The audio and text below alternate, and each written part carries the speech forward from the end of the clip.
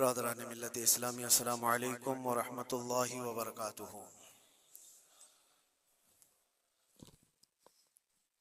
अल्हम्दुलिल्लाहि व कफ़ा व सलामुन अला हबीबिहिल मुस्तफ़ा, अम्मा बअद, फ़अऊज़ु बिल्लाहि मिनश शैतानिर रजीम, बिस्मिल्लाहिर रहमानिर रहीम।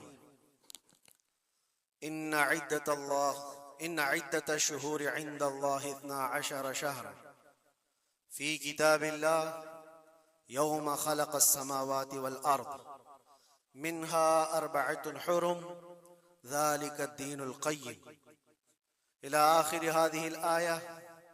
सदक़ल्लाहु मौलानल अज़ीम। बारगाह रिसालत मुआब सल्लल्लाहु अलैहि वसल्लम में दुरूद पाक का हदिया पेश करें। अल्लाहुम्मा सल्लि अला सय्यिदिना व मौलाना मुहम्मदिन मअदनिल जूदि वल करम व आलिहि व अस्हाबिहिल किराम व इब्निहिल करीम व बारिक व सल्लिम सलातन दाइमतन सरमदन अबदा। इस्लामी साल का पहला दिन है, मुहर्रमुल हराम की आज पहली तारीख, और अल्लाह का शुक्र है कि ये नया साल जुमा के दिन से शुरू हो रहा है। अल्लाह ताला इस नए साल को हम सब के लिए खैर और बरकत वाला साल बनाए। वैसे तो ऐ मोमिनो, साल की शुरुआत ही से मुसलमानों को कुर्बानी का जज्बा सिखाया जाता है। ज़िलहिज्जा के महीने में बहुत बड़ी कुर्बानी, जिसको ज़िब्ह अज़ीम कहा है कुरान अज़ीम ने, सैयदना इस्माइल अलैहिस्सलाम की कुर्बानी की याद दिलाई जाती है। और मुहर्रम आते ही शर्क़ व ग़र्ब, शुमाल व जुनूब, तमाम तर मोमिनीन के दरमियान एक चर्चा मशहूर हो जाता है, वो सिबत रसूल, लख्ते जिगर बतूल सैयदा फ़ातिमतुज़ ज़हरा के आँखों के नूर सैयदना इमाम हुसैन आज़म रदियल्लाहु ताला अन्हु की कुर्बानी के चर्चे हैं। और मेरे अजीजों, सदियां बीत गई सैयदना इमाम हुसैन की कुर्बानी को लेकर, लेकिन जिक्र अब तक पुराना नहीं हुआ। हर साल मुसलमानों के दरमियान ये जिक्र बड़े जोर शोर से आता है और बड़े एहतमाम के साथ मोमिनीन इसका सुनने का एहतमाम करते हैं। मैं एक चीज आपको बताऊं, कभी किसी ने ये नहीं कहा कि हर साल करबला की दास्तानें क्यों सुनाते। आदमी अगर एक कहानी सुना हो तो दूसरी मर्तबा सुनने का उसको दिल नहीं करता, या अगर बहुत इंटरेस्टेड है तो दूसरी मर्तबा सुन लेगा, तीसरी मर्तबा दिल नहीं करता। लेकिन मुझे बताओ, बचपन से हर साल आप शौक से सुनते हैं या नहीं इमाम हुसैन को? और कभी मुकर्रिर से ये नहीं कहते या सुनाने वाले से ये नहीं कहते कि हर साल यही सुनाया जा रहा है, बल्कि मैं ये कहता हूं, हम अगर हर साल करबला की दास्तानें सुनाते हैं तो चलो मान लिया कि कोई मौलवी साहब लोगों ने ये शुरू कर रखा हो, लेकिन ये करोड़ों के अवाम क्या पागल है जो हर साल सुनना चाहते हैं? हकीकत में बात ये है, मैं इसको एक फलसफे से समझाना चाहता हूं। आप कलमा कौन सा पढ़ते हैं? ला इलाहा इल्लल्लाह मुहम्मद रसूल। आपके बाप का कलमा भी यही था, आपके दादा का कलमा भी यही था, परदादा का भी कलमा यही था। सालों पहले भी जाएं तो सहाबा, ताबईन, औलिया का कलमा भी यही था। 14 सदियां बीत गई, हर सदी में यही कलमा, और आज भी हम इस कलमे को एक एक बार नहीं सैकड़ों मर्तबा पढ़ते हैं। अपने बच्चों को भी यही याद दिलाते हैं। लेकिन कभी ये क्यों नहीं कहते कि ये कलमा बहुत पुराना है, इसी को क्यों पढ़ा जाता है? नया कलमा नहीं आएगा, पुराना है सबको पता है, लेकिन पढ़ने में कभी किसी को उकताहट भी नहीं आती। कलमा तैयबा जो पढ़ता है उसे अंदाजा होता होगा, शौक से उसका विर्द करता है। जहां पर भी जिक्र करके देखें आप ला इलाहा इल्लल्लाह मुहम्मदुर रसूलुल्लाह का, उकताहट नहीं आती, बेचैनी नहीं है, उसमें जिद्दत है, उसमें नयापन है। ये कलमा हर सदी का है, हर जमाने का है। तो 14 सदियों से जब कलमा पुराना नहीं हुआ तो फिर वो बात हमें याद आती, हुसैन आजम है कौन, जिसको इस शेर से समझा गया है, सर दाद न दाद दस्त दर दस्त यजीद, हक्का के बिनाए ला इला अस्त हुसैन। सर दे दिया हाथ न दिया यजीद के हाथ में, और हक तो ये है कि ला इला की जड़ का नाम हुसैन है। तो ला इला की जड़ का नाम, ला इला की बुनियाद का नाम हुसैन है। तो जिस तरह कलमा पुराना नहीं होता, इसी तरह हुसैन का तज़किरा भी कभी पुराना नहीं होता। अजीजान गिरामी, मुहर्रमुल हराम ये हुर्मत वाले 4 महीनों में से एक है।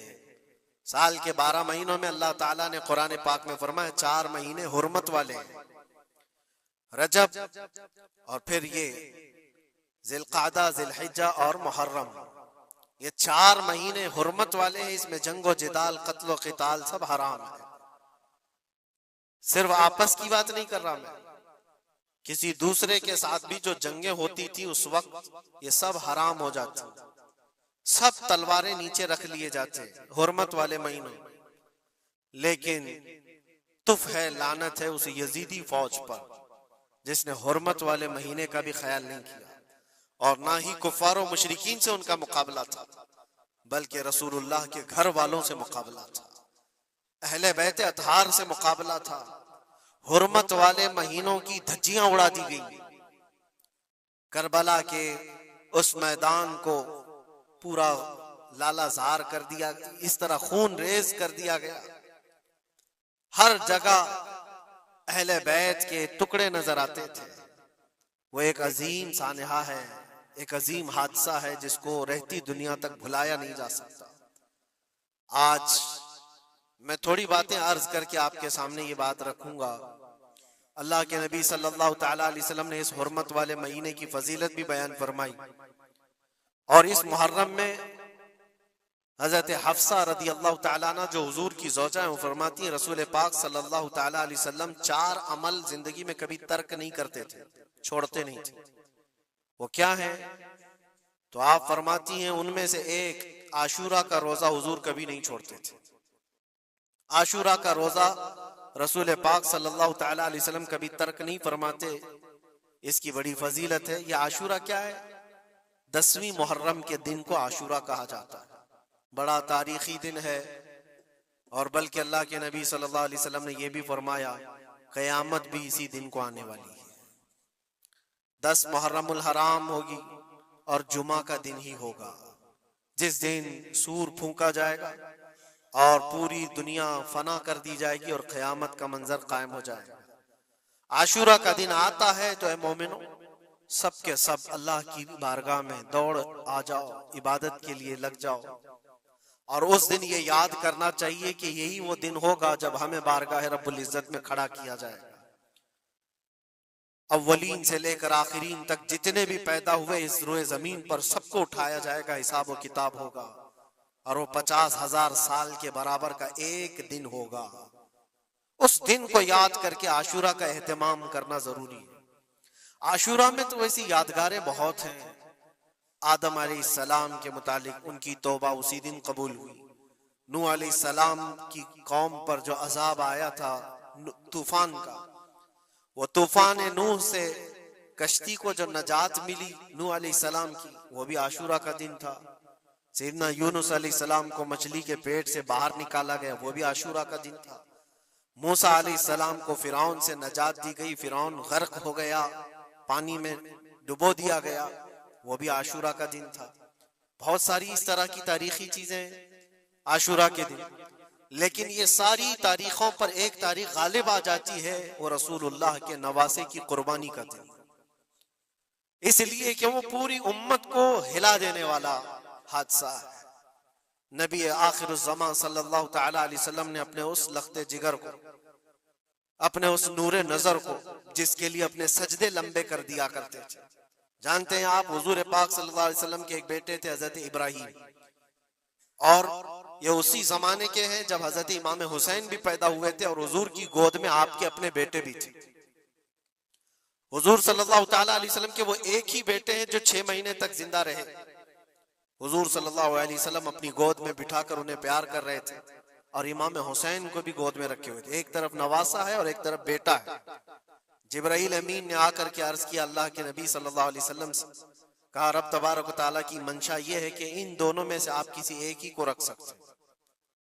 अल्लाह के नबी सल्लल्लाहु अलैहि वसल्लम ने इमाम हुसैन पर अपने बेटे को कुर्बान कर दिया। कहा है जिब्राइल हुसैन को रहने दो, इसलिए कि ये मेरी आंखों का भी नूर है और फातिमा की आंखों का भी नूर है। फिर चंद ही दिन के बाद हजरत इब्राहीम का इंतकाल हो गया। आप अंदाजा करें जिस हुसैन आजम के लिए रसूल पाक सल्लल्लाहु अलैहि वसल्लम ने अपने बेटे को कुर्बान किया और मदीने की गलियों में जिसको अपने कंधों पर उठाकर सवार करते थे, इमाम हुसैन हुजूर के सल्लल्लाहु ताला अलैहि वसल्लम के कंधों पर सवारी किया करते थे। दोषे नबुव्वत जिनकी सवारी हो, अंदाजा कर सकता है कोई? उस हुसैन आजम के चर्चे मदीने तैयबा में बचपन में ही आम थे। सहाबा इकराम रिज़वानुल्लाहि ताला अलैहिम अजमईन देखते थे, कभी हुजूर सल्लल्लाहु ताला अलैहि वसल्लम मस्जिद नबवी तशरीफ लाते तो ये दोनों शहजादे हुजूर के जुब्बे पर लटके हुए आते थे।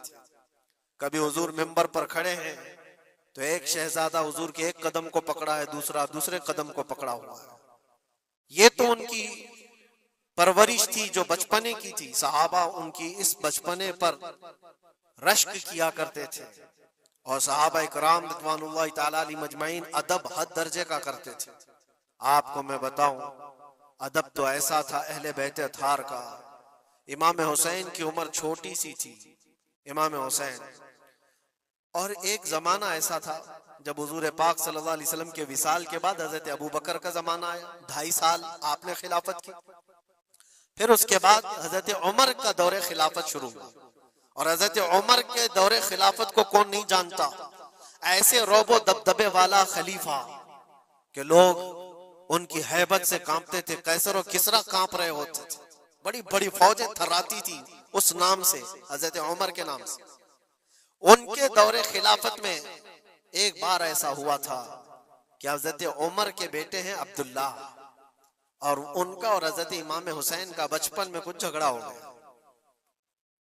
छोटी उम्र थी, इमाम हुसैन की भी उम्र छोटी थी, अब्दुल्ला की उम्र भी छोटी थी। दोनों तकरार करते रहे, कुछ न कुछ बातचीत हुई होगी। तो हजरत हुसैन ने हजरत अब्दुल्ला को गुस्से में यूं कहा, तू क्या मुझसे बहस करता है? तेरा बाप तो मेरे नाना का गुलाम था, खलीफा वक्त हैं वो, और उनको इस तरह से कहा तेरा बाप आज जो खलीफा है वो मेरे नाना का गुलाम था। हजरत अब्दुल्ला को ये बात लगी, कहा मैं ये शिकायत अमीरुल मोमिनीन से करूंगा। वो दौड़ करके आए, खलीफा वक्त है जिसके सामने खड़े होने के लिए अच्छे अच्छे कांप जाते थे। बेटे ने आकर के कहा हजरत उमर फारूक से कि अब्बा आज मेरी हुसैन से तकरार हुई और झगड़े में उन्होंने मुझे यूं ताना मारा कि तेरा बाप मेरे नाना का गुलाम था। हजरत उमर उतर आए कुर्सी से और कहा क्या हुसैन ने ऐसा कहा? कहा बिल्कुल ऐसा ही कहा।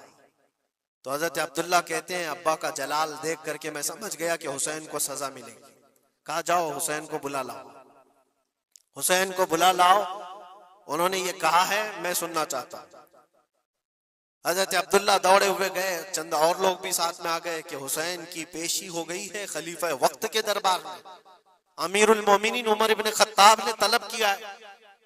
हजरत हुसैन आए और वो शहजादे के अंदर जो रोबो दबदबा है, जलाल है, जमाल है, वो बचपने से कायम है। रसूलुल्लाह सल्लल्लाहु अलैहि वसल्लम का लुआबे पाक जिसने पिया, खलीफा वक्त के सामने आकर खड़े हुए। हजरत उमर ने पूछा हुसैन मेरे बेटे को क्या आपने ऐसा कहा है कि तेरा बाप मेरे नाना का गुलाम था? हजरत हुसैन ने कहा हाँ मैंने कहा है। डर किस बात का, खौफ किस बात का? जो कहा है वो कह रहा हूं, हाँ मैंने कहा। हजरत उमर ने कहा कैसे कहे बताओ, किस तरह से तुमने कहा था, बोल के बताओ। हजरत हुसैन ने कहा मैंने अब्दुल्ला से ये कहा तेरा बाप मेरे नाना का गुलाम था। हजरत उमर ने कहा और एक बार बोलो। हजरत हुसैन ने फिर कहा अब्दुल्ला तेरा बाप मेरे नाना का गुलाम था। हजरत उमर ने कहा और एक बार बोलो। 3 बार बोलने के बाद उनके दोनों बाजू पकड़ करके घुटने जमीन पर टेक दिया।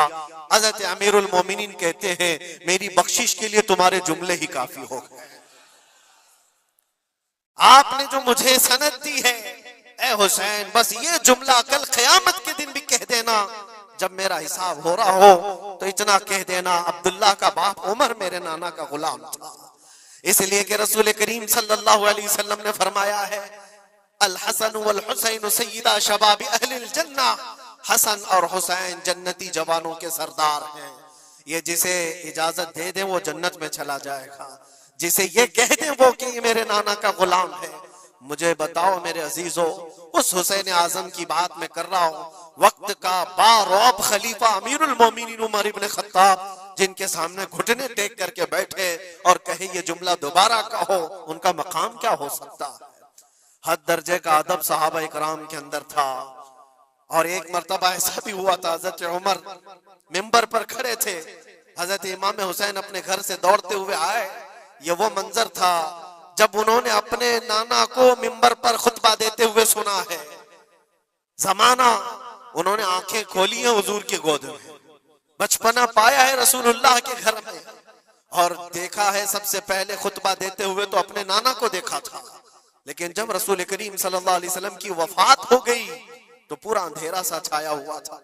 हजरत इमाम हुसैन, उनके मुतालिक है कि एक बार हजरत उमर मिंबर पर खड़े थे, वो दौड़ते हुए आए मस्जिद में। हजरत हुसैन को ऐसा लगा कि रसूलुल्लाह खुतबा दे रहे हैं। वो यादें कहां से जाती जो रसूलुल्लाह को खुतबा देते हुए देखा था। दौड़ते हुए आए, देखा उमर फारूक खुतबा दे रहे हैं, तो चीख करके कहा कि आप मेरे नाना के मिंबर से उतर जाओ, ये मेरे बाप का मिंबर है, अपने बाप के मिंबर पर जाओ, तुम्हारे बाप के मिंबर पर जाओ। हजरत उमर उतर गए, यह नहीं कि खुतबा कायम रखा, फौरन उतर आए और शहजादे को पकड़ करके रोने लग गए। सच कहा है हुसैन, ये मिंबर तो तुम्हारे घर का ही है, ये मिंबर तुम्हारे बाप का है, तुम्हारे नाना का है, और उन्होंने ये इज्जत बख्शी है हमें कि हम इस मिंबर पर खड़े होते हैं। अगर आप इजाजत दें तो मैं खुतबा दूं, वरना मैं यहीं बैठा रहूं। ये मकाम था इमाम हुसैन का, बचपने की बात कर रहा हूं। फिर उन्होंने कहा आप खुतबा दें। हजरत उमर खुतबा देने लगे। अजीजा ने गिरामी, रसूल करीम सल्लल्लाहु ताला अलैहि वसल्लम के उस अजीम खानवादे की बात कर रहा हूं। दुनिया ने इमाम हुसैन की दास्ताने करबला की बहुत सुनाई, और हम भी सुनाते रहे और सुनते भी रहे। वो तो आखिरी वक्त की कुर्बानियां हैं। जब आपकी जिंदगी पाक तमाम होने को आई, उस वक्त तो करबला में पहुंचे, लेकिन आपकी इब्तिदाई जिंदगी और आपकी जवानी, ये सब मामलात हर नौजवान के सामने होना चाहिए। अगर नौजवान आज हमारा ये कहता है कि मेरा आइडियल हुसैन है, तो उसको हुसैन की जिंदगी पढ़ना चाहिए। अगर वो पढ़ेगा तो यजीदियों की तरह जीना छोड़ देगा, जीने का तरीका यजीदियों की तरह, और नारे हुसैन के हों तो ये जमीन और आसमान का फर्क है मेरे अजीजों। सैयदना इमाम हुसैन रज़ी अल्लाह तआला अन्हु के घराने की बात मैं आपको कहूं। एक बार हुजूर पाक सल्लल्लाहु तआला अलैहि वसल्लम हजरत फातिमा के घर तशरीफ लाए थे। ये कौन सा वक्त था मैं आपको बताऊं। बच्चे दोनों बीमार थे, इमाम हसन और इमाम हुसैन। तो हजरत फातिमा ने मन्नत कर ली थी कि अगर ये बच्चे सेहतयाब हो जाएं तो 3 रोजे रखेंगे। हजरत अली ने भी मन्नत कर ली। तो उसके बाद बच्चे सेहतयाब हो गए तो रोजे रखे। हजरत अली रज़ी अल्लाह तआला दामाद रसूल, असदुल्लाह गालिब, शेर खुदा जिनको कहते हैं, फातह खैबर शिकन और फातह खैबर, सैयदना अली इब्न अबी तालिब रज़ी अल्लाह तआला अन्हु एक खजूरों के बगीचे में काम किया करते थे, और मजदूरी में सिर्फ 2 दिरहम आपको मिलते थे।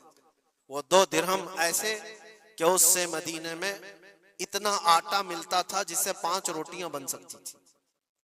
ये दिन की मजदूरी थी उनकी।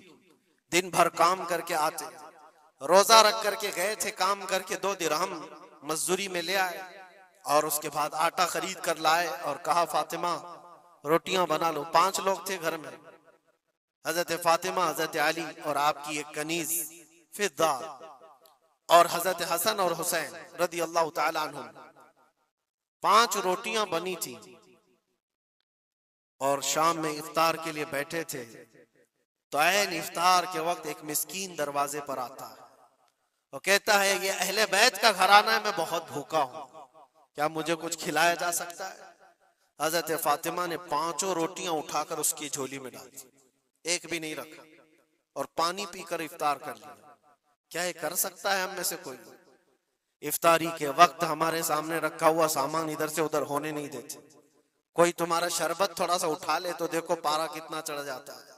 इफ्तारी के वक्त तो सबको भूख शिद्दत की लगी रहती है, और उस वक्त घर में जो मौजूद है वो उठा के दे देना। मिस्कीन तो लेकर चला गया और ये पानी से इफ्तार करके रह गए। रात को इसी पानी से सहरी, दूसरा रोजा था। हजरत अली मजदूरी पर गए, फिर वही मजदूरी, और आटा लाए, 5 रोटियां बनी, और इफ्तार में बैठे थे कि एक यतीम बच्चा आ गया जिसके माँ बाप नहीं थे। उसने आवाज लगानी शुरू की कि मेरा कोई नहीं है, मेरा आसरा नहीं है, मेरा बाप नहीं है, मैं यतीम हूं, क्या मुझे इस घर से खिलाया जा सकता है? आज हजरत फातिमा ने वो 5 रोटियां उठाई, उसकी झोली में डाल दी, कहा सब्र कर लो, हम पानी पी लेंगे। पानी पीकर दूसरा दिन इफ्तार कर लिया इन्होंने, और उस दिन उसी तरह से सहरी किए। और तीसरा रोजा था। कौन रख सकता है मेरे अजीज? एक रोजा ही लोगों के लिए कितना भारी होता है। तीसरा रोजा था बगैर किसी चीज के खाए हुए, और तीसरे रोजे के बाद फिर मजदूरी की हजरत अली ने, फिर उतनी मजदूरी से आटा खरीद लाए, 5 रोटियां बनी, और आज इनके खाने का वक्त था, इफ्तारी करने ही वाले थे। जेल से छूटा हुआ एक कैदी इनके घर के पास आया।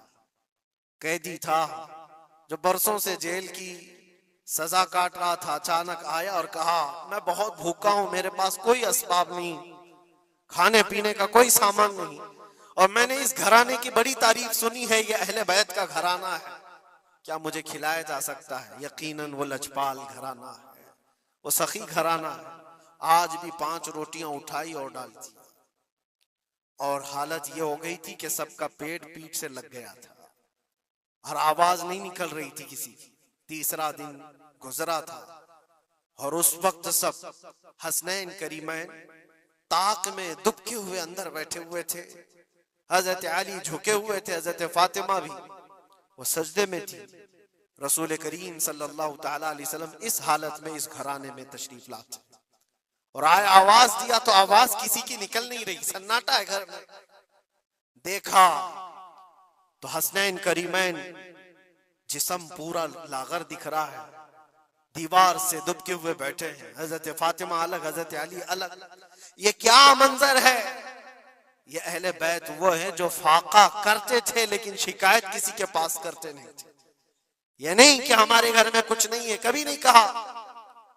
इसी तरह बैठे रहे। अल्लाह के नबी सल्लल्लाहु अलैहि वसल्लम पूछ रहे थे तुम्हें क्या हो गया? इसी असना में उनका जवाब आने से पहले जिब्राइल अमीन आयत लेकर के आ गए। आयत लेकर के आ गए, कुरान पाक की आयत सूरह दहर में आज भी मौजूद है। अल्लाह ताला फरमाता है वयुतइमून अत्तआम अला हुब्बिही मिस्कीनन व यतीमन व असीरा। ए रसूल पाक, ये वो घराना है जो अल्लाह की मोहब्बत में कभी मिस्कीन को खिलाता है, कभी यतीम को खिलाता है, और कभी कैदियों को खिलाता है। और हुजूर को हजरत जिब्राइल ने बशारत दी, न वो मिस्कीन घर पे आया था, न यतीम घर पे आया था, न कैदी घर पे आया था। वो तो अल्लाह का फरिश्ता था जो अहले बैत का इम्तिहान ले रहा था। और ये अहले बैत का घराना इम्तिहान में मुकम्मल कामयाब है, और इनके खाने के लिए अल्लाह ताला जन्नत से खाने नेमत उतार रहा है। ये वो घराना था। क्या इस सबर को आप देख सकते हैं? बचपन में जहां इतना सबर सिखाया गया हो, बच्चों ने ये उलझ करके कहा हो कि माँ क्यों दे रही हो रोटियां, हमारे लिए भी तो कुछ रखो। ये वो आदाब थे, ये वो परवरिश थी जो करबला के मैदान में उनको जबल इस्तिकामत बनाया हुआ था। टस से मस नहीं होते थे। ये अचानक आई हुई परवरिश नहीं थी, अचानक मिली हुई तरबियत नहीं थी, उनकी गुट्ठी में घोल करके पिलाई गई हुई तरबियत थी। हसनैन करीमैन को यह सब्र और इस्तिकामत उनकी माँ और उनके बाप ने उस वक्त से दिया है जब अभी वो शऊर की आंखें खोल रहे थे। अजीजा ने ग्रामे वकार, इस्तिकामत किसको कहते हैं? यही एक जुमला, एक लफ्ज याद कर लो, बस काफी है। आज मेरा मैसेज इतना ही है। इस्तिकामत है सिर्फ और सिर्फ जुल्म सह करके मर जाना, ये कोई कमाल की बात नहीं। जालिम के सामने डटे रहना और हक बात का ऐलान करना, ये इस्तिकामत है। और ये सारी करामतों से बढ़ करके है। सारी करामतें, जो भी वली करामत दिखाता है वो नबूवत का पर्ता होता है, मौजज़े का पर्ता होता है। नबी मौजज़ा दिखाते हैं। मौजज़ा क्या है? ऐसा काम जो आम इंसान नहीं कर सकता। जैसे हजरत मूसा अलैहिस्सलाम ने अपने लकड़ी को जमीन पर डाला तो वो सांप बन गया, अज़दा बन गया। हजरत ईसा अलैहिस्सलाम मट्टी के परिंदे को फूंक मारते थे तो वो उड़ जाता था। ये मौजज़ा है। और वली से जो काम सादिर होता है ऐसा जो आम इंसान नहीं कर सकता, उसको क्या कहते हैं? करामत। वली से करामत साबित होती है। बहुत सारे औलिया कराम से करामतें सादिर हुई। सरकार गौसे पाक रदी अल्लाह ताला अन्हु की करामतें बहुत है। सरकार गरीब नवाज की करामत है। बहुत सारे औलिया कराम की बहुत सी करामतें। इन्होंने कभी पानी पर अपने मुसल्ले बिछाए, कभी हवाओं में चल के दिखाए, या फिर मुहय्यरुल उकूल काम जो आम इंसान की समझ में ना आए, ये सब करामतें देखकर इंसान हैरत में आ जाता है, ऐसा कैसे? और आज भी सारे लोग इसी चक्कर में बाबाओं के पीछे घूमते रहते हैं कि कोई चमत्कार दिख जाए, चमत्कार नजर आ जाए। चमत्कार देखने के लिए इंसान पागल हो जाता है। इसी जो आपकी जुबान में चमत्कार और करामत अलग चीज है। जादूगर कोई चीज दिखा रहा है वो चमत्कार है। करामत देख करके तुम ये समझने लगते हो इससे बड़ा कोई हो ही नहीं सकता, इससे बड़ा कोई नहीं हो सकता। अगर तुम्हारे सामने कोई बाबा हवा में उड़ के दिखा दिया तो हो गया फिर तुम्हारा, सारी चीजें उसके पीछे कुर्बान। इससे पहुंचा हुआ कोई नहीं। मैं आपको कहता हूं दुनिया की सारी करामतें एक जगह पर हक बात पर अटल हो जाना, इस्तिकामत, उससे बढ़ करके वो इमाम हुसैन ने करबला के मैदान में दिखाया है। करामत क्या है? इमाम हुसैन नहीं दिखा सकते थे? अरे सारे औलिया जिनके कदमों से लगे हुए हो, जहां से विलायत बट रही हो, हजरत मौला अली को क्या कहते हैं? शाह विलायत कहा जाता है। सारे औलिया कराम की विलायत वहां जाती है। तो क्या इमाम हुसैन करबला में अपनी करामत दिखा करके काबू नहीं कर सकते थे? और लोगों के इस ज़हन में आने वाले सवाल को दूर करने के लिए इमाम हुसैन के शहजादों में 600 साल बाद आने वाले गरीब नवाज ने अजमेर की धरती पर दिखाया भी था। तुम अगर पानी बंद करते हो तो मोइनुद्दीन एक खटोरी में पूरा पानी समा सकता है। क्या नहीं हुई थी? अन्ना सागर का पूरा पानी एक खटोरी में सरकार गरीब नवाज के हुक्म पर नहीं जमा हुआ था, और आपने छोड़ दिया तो पानी पूरा चला गया। वो 600 साल बाद आने वाले गरीब नवाज जो इमाम हुसैन की औलाद में से इतने सालों बाद आने वाली औलाद में ये पावर है, ये ताकत है, तो हुसैन के हाथों में क्या ताकत हो सकती? अरे दरियाए फुरात तो उनके कदमों से लग करके बहता अगर हुक्म देते। लेकिन इमाम हुसैन रदी अल्लाह ताला अन्हु करामत से अगर वो मामला हल कर देते तो हम जैसे निकम्मों के लिए आइडियल कौन होता? हम जैसे गरीबों के लिए आइडियल कौन होता? वो तो बड़े लोग थे, मुत्तकी थे, परहेजगार थे, रसूलुल्लाह के खानदान से थे। उन्होंने करामतों से उन मामलात को हल किया होगा। लेकिन हम जैसे लोग इस जमाने में अपने दौर के यजीदियों से लड़ने का वक्त होता तो हम कौन सी करामत दिखाते? इसीलिए इमाम हुसैन ने क़यामत तक आने वाले मुसलमानों के लिए करामत दिखा करके उस मैदान को फतह नहीं किया, इस्तिकामत दिखाकर। ये मैसेज था कि ऐ मुसलमानों, जैसी भी बड़ी ताकत तुम्हारे सामने आए डटे रहो, जमे रहो और मरने का खौफ ना रखो।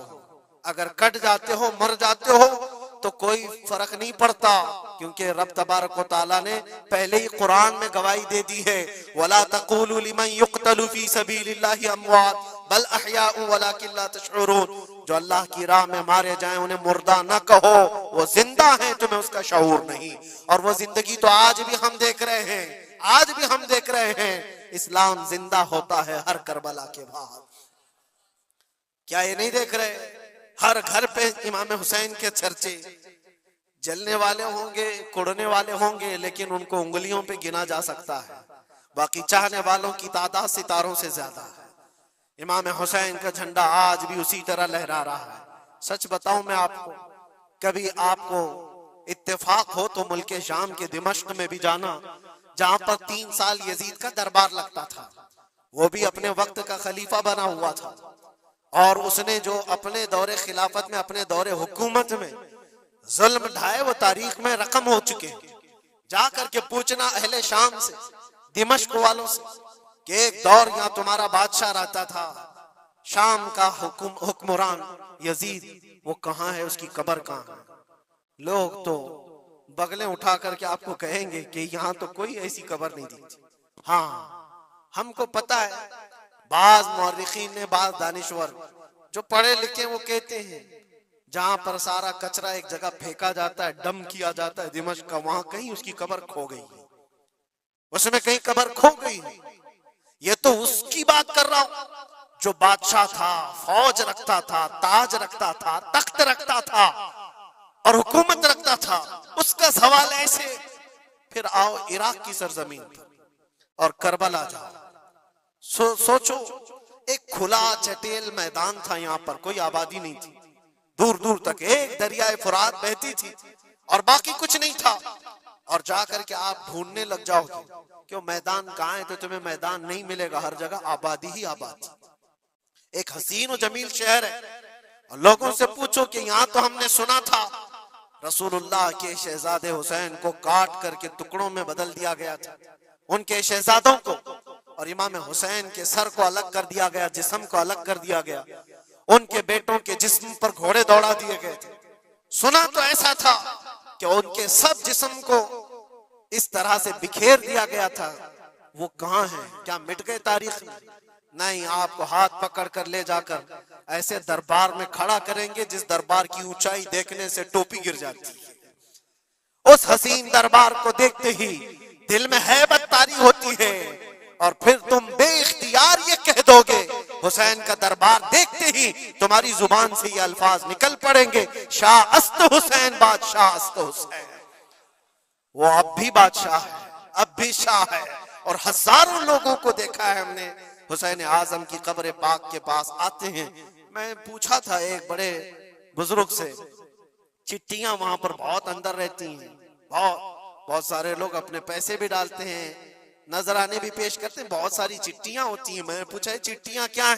कहा बरसों से रिवाज है, जब किसी का कोई मसला हल नहीं होता तो वो पूरा चिट्ठी में अपना लिख करके लाता है और इमाम हुसैन के पास पेश करता है, इसलिए कि उसका विजदान ये कहता है हम रियाया हैं और वो बादशाह है। बादशाह के सामने अगर शिकायत ना की जाए तो फिर किसके सामने की जाए? लोग अपनी शिकायतें आज भी पेश करते हैं। मैं कहना ये चाहता हूं मेरे अजीजों, 14 सदियों के बाद भी जिसकी बादशाहत खत्म नहीं होती, वो किस बात की वजह से है?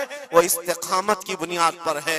इसीलिए तो कुरान में अल्लाह ने फरमाया इन्नल्लज़ीना क़ालू रब्बुनल्लाह थुम्मा इस्तक़ामू, बेशक वो लोग जिन्होंने कहा हमारा रब अल्लाह है फिर जमे रह गए, ततनज़्ज़लु अलैहिमुल मलाइका, उन पर अल्लाह फरिश्ते उतारता है और फरिश्ते ये कहते हुए आते हैं जो इस्तिकामत के साथ खड़ा है उसको कि घबराओ मत, डरो मत, अल्लाह करीब, अल्लाह तबारक व तआला ने जो तुमसे वादा किया है वो तुम्हें मिलने वाला है।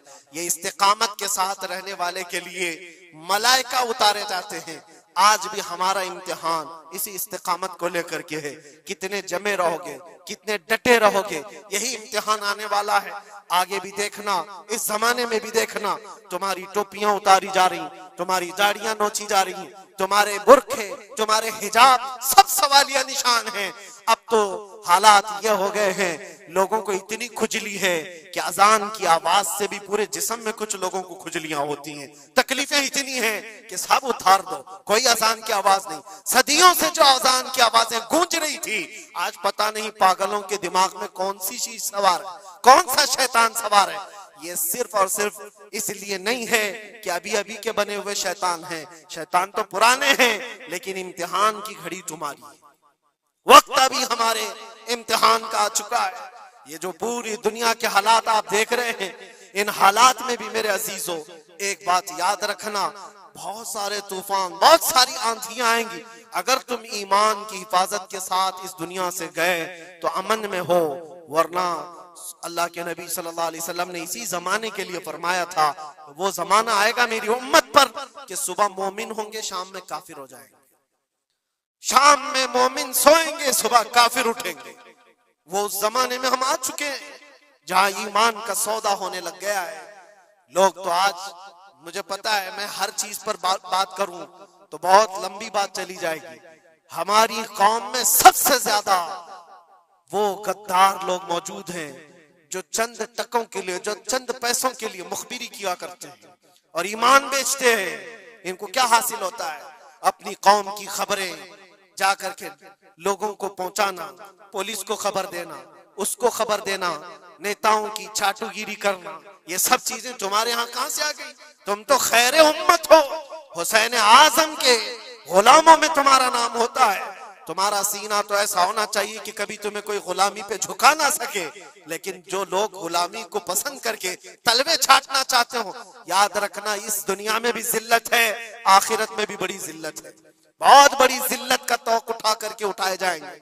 इसीलिए बाज आओ ऐ नौजवानों, मैं आपसे कहता हूँ, लालच पर, पैसों पर, थोड़ी सहूलत देने पर अगर तुम बिक जाते हो तो तुमसे ज्यादा इस रुए जमीन पर कोई बदनसीब नहीं होगा, कोई बदनसीब नहीं होगा।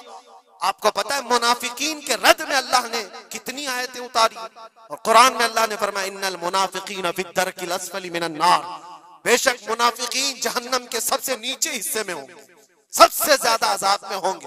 कौन है वो मुनाफिक? जो चेहरे से मुसलमान दिखते हो, अंदर से काफिर होते हैं। ये दगाबाज, धोखेबाज। आज पता है आपको ईरान की इस लड़ाई में सबसे ज्यादा उसे नुकसान किस चीज से हुआ था? मैं उस जंग पर बात नहीं कर रहा, लेकिन इस मुकाबले को आप अपने सामने जो पेश आ रही है उन हालात को देख करके समझो। सबसे ज्यादा यहूदियों की तरफ से नहीं, उनकी कौम में मौजूद उनके गद्दारों से था, जिन्होंने जगह जगह बम उड़ाए, जगह जगह इजराइल का काम किया वहां पर। ये सारे हर जमाने में होते हैं। उनको क्या फायदा था? उनको क्या चीज मिलने वाली थी? बस थोड़े से पैसे या थोड़ी सी सहूलतें या थोड़ा सा दुनिया का ऐश मिलता। ये हर जमाने में होता है। ये तुम्हारी जिंदगी में कभी ऑफर आए तो ठुकरा देना, इसलिए कि रसूलुल्लाह से गद्दारी कभी नहीं करना। हुजूर पाक सल्लल्लाहु ताला अलैहि वसल्लम को कब्र में भी तुम्हें मुंह दिखाना है और हशर में भी मुंह दिखाना है। आज तुम्हारी दुश्मनी भी अगर किसी मुसलमान से हो जाए तो उसकी खबरगिरी करना या उसकी जासूसी करके दूसरे तक पहुंचाना, ये सख्त कबीह काम है, बहुत ही बुरा फेल है। इस अल्लाह ताला की इस पर लानत है जो इस तरह के कामों में मसरूफ है। गद्दारों से बहुत बड़ा नुकसान है। आज इस्तिकामत की बात मैं कर रहा हूं, ऐसे हालात भी तुम्हारे साथ आएंगे, तुम्हारे अपने टूट जाएंगे, बिखर जाएंगे, लोग छोड़ करके गद्दारी करेंगे। आपको मैं बताऊं, मैं कैद की हालत में था, 22 दिन तक मुझे इधर से उधर घुमाया जा रहा था इन्वेस्टिगेशन के नाम पर। ऐसा लग रहा था कि ये बहुत बड़ा कोई आतंकवादी पकड़ करके लाए, पूरा जुलूस लेकर के घूम रहे। अरे दो जुमले क्या बोले जिसकी बुनियाद पर इतने सारे तुमने घुमा दिए सारी चीजें। मैं कभी बोलता नहीं इस चीज पर, आज मैं आपको बता रहा हूं। मेरे सामने बैठा हुआ ऑफिसर जो इन्वेस्टिगेशन कर रहा हो, उसे तो 5 चीजें मालूम थी, वो ये चीजें पूछ रहा है, लेकिन सामने मुझे खुद उसने बताया। थोड़ी देर के बाद मैसेज आता है, फिर मैसेज आता है, फिर मैसेज आता है, और वो हंस रहा है और कह रहा है मुफ्ती साहब ये देखो आपके फला हजरत ने मैसेज दिया, आपकी इस तकरीर की क्लिप को भेजी है, ये भी पूछो उनसे, ये भी पूछो उनसे। मुझे सब पता है, मैं कभी इस चीज को इजहार में नहीं लाऊंगा, लेकिन इसका इंसाफ अल्लाह की बारगाह में होगा, अल्लाह की बारगाह में फैसला होगा। और जब रसूलुल्लाह के दरबार में हम खड़े होंगे तो देखना हम किसके साथ होंगे और तुम किसके साथ खड़े रहोगे। देखना इस बात को। एक बंदा रसूलुल्लाह की इज्जत के लिए कुफार और मुशरिकीन के नरगे में बैठा हो और तुम अपनी रोटियां सेकने के लिए उसके सामने हमारी जासूसी करते हो और उससे कहते हो किसी हालत में छोड़ना मत, किसी हालत में छोड़ना मत। और वो लोग जानते हैं और वो कहते हैं आप घबराओ मत, हम तो अपना प्रोसेस करेंगे। और ऐसे लोग हमारे पास बहुत सारे हैं जो भेजते रहते हैं, हम तो अपना काम ही करेंगे। लेकिन मेरे अजीजों, वो काम अपना कर रहे होंगे लेकिन दिल पर छुरियां चलती हैं। ये कौन से लोग हैं? किस नबी का कलमा पढ़े हुए लोग हैं? तुम्हारे लिए रसूलुल्लाह की नामूस भी कोई माने नहीं रखती, हुजूर पाक की इज्जत भी कोई माने नहीं रखती। इस चीज से आज पूरी कौम परेशान है। बड़ी बड़ी जंगें इसीलिए हारी जाती हैं जब कौम के अंदर मुनाफिकीन मौजूद होते हैं। आज इस चीज के अपने दिल को भी पाक रखो। हमने तारीख देखी है, टीपू सुल्तान यूं ही नहीं मरे थे। टीपू सुल्तान को अंग्रेजों के हाथ में देने वाला भी गद्दार मौजूद था, मुसलमान था। ये सारी गद्दारियां आज जो आई, कितने तो ऐसे हैं पहले ही से जाकर के कह दे मस्जिद में ये हो रहा है, मस्जिद में ये हो रहा है। याद रखना कयामत के दिन तुम्हारे चेहरे काले होंगे, अल्लाह की बारगाह में पकड़े जाओगे। वमन अज़लमु मिम्मन मनअ मसाजिदल्लाहि अन युज़करा फ़ीहा इस्मुहु व सआ फ़ी खराबिहा। अल्लाह फरमाता है इससे बड़ा जालिम कौन, जो अल्लाह की मस्जिदों में अल्लाह का जिक्र करने से रोकता है। इससे बड़ा जालिम कौन है? और वो सब जालिम आज देखने को आ रहे हैं। बहरहाल खुलासा कलाम ये है मेरे अजीजों, हम हुसैनी ईमान रखते हैं और हुसैन की तरह अल्लाह की बारगाह में दुआ भी करते हैं कि मौला सारी कुर्बानियां हो जाएं मगर ईमान का सौदा करने की नौबत कभी ना आए। रब तबारक व तआला हमारी हिफाजत फरमाए कि हमारे जिस्म के छितड़े हो जाएं मगर मौला तेरे हबीब पाक की इज्जत और उनकी मोहब्बत बाल बराबर भी हमारे दिल में फर्क आने ना पाए, बाल बराबर भी फर्क होने ना पाए। अपनी औलाद को भी यही तालीम देकर जाओ, यही तालीम देकर जाओ। करबला सुनने का मतलब ये नहीं है माथा पीट लिया, सीना पीट लिया, रो धो करके उठ गए। रोना तो सबको आसानी से आ जाएगा, लेकिन हुसैन के उस मैसेज को अपने बच्चों में ऐसा पिला करके जाओ कि तुम्हारे दौर में भी यजीद आएंगे, तुम्हारे दौर में भी यजीदी फितने होंगे। उस वक्त मेरे बेटे चूड़ियां पहनकर घर में ना बैठना, यजीदियों का मुकाबला करने के लिए हक बात का ऐलान करना। मुझे याद है मेरी बात, मैं जिस वक्त अपने घर से दिल्ली के लिए निकल रहा था तो मेरी माँ ने यही कहा था, ना वापस आओ तो कोई बात नहीं, हमें यकीन है कि अल्लाह के रास्ते पर जा रहे हैं। अल्लाह तबारक व तआला इस इस्तिकामत को हर घर में अता फरमाए। हुसैन आजम का जज्बा अल्लाह ताला हमारी औलाद में अता फरमाए। व आखिरु दावाना अनिल हम्दुलिल्लाहि रब्बिल आलमीन। अस्सलामु अलैकुम।